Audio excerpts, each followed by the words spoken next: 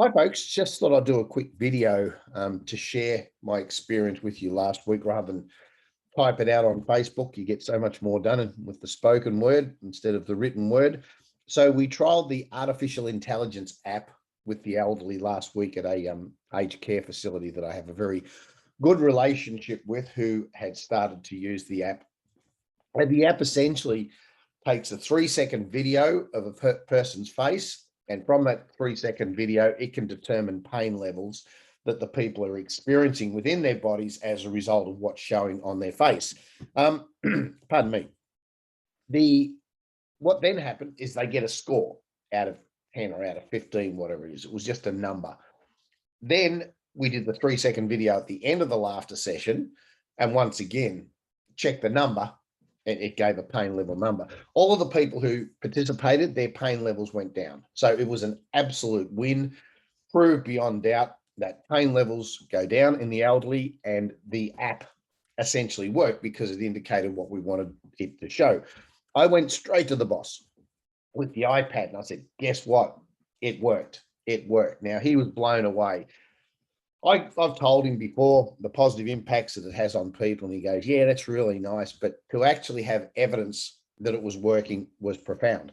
So I started to talk to him with my business hat on then and saying, right, at a business level, where's the opportunities? Where's the opportunities here for you and for me?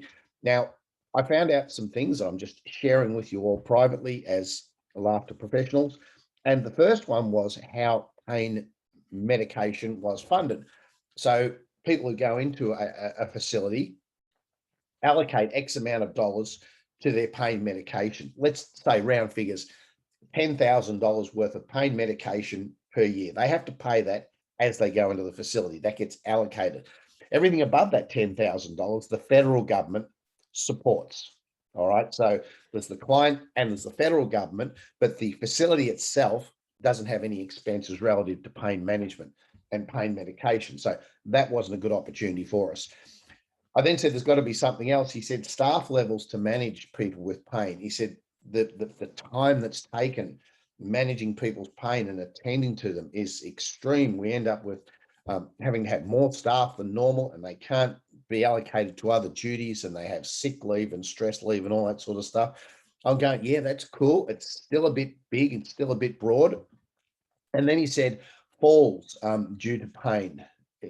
The number one reason people fall is because they're in pain. And he said this, of course, requires time to get ambulances and take them to hospital and all that sort of stuff.